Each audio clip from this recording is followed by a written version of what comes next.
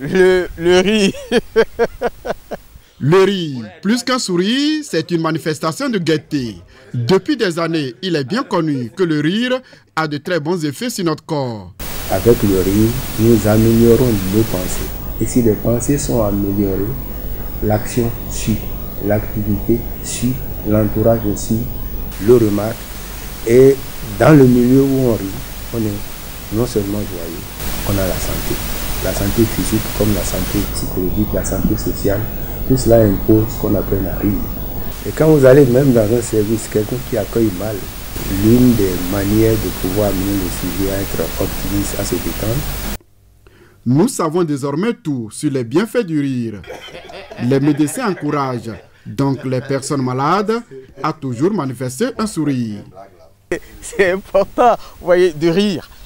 C'est d'ailleurs pour ça que dans certains hôpitaux actuellement, il y a des services de rigologie qui s'imposent, surtout pour les malades hospitalisés. Et si vous avez un malade chez vous, apprenez à le faire rire. Si vous-même vous ne vous sentez pas bien, riez. Si vous avez mal quelque part, vous riez si le rire est franc. L'organisme utilise des hormones pour aller traiter cette douleur-là. Donc, le rire augmente la longévité et il est conseillé pour tout le monde. Nous vivons aujourd'hui dans un monde très stressant. C'est pourquoi ce spécialiste conseille. Il faut que tous apprennent à rire. À rire de tout, même de rien.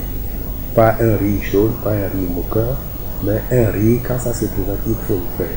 Cela détend, déstresse, donc il faut vraiment rire dans la vie. C'est très important. Le rire en lui-même est un exercice physique.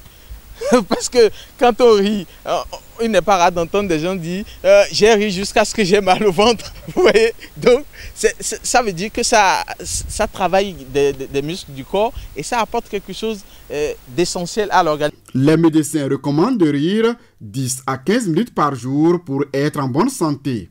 Et vous, combien de minutes riez-vous par jour? Nous devons rire.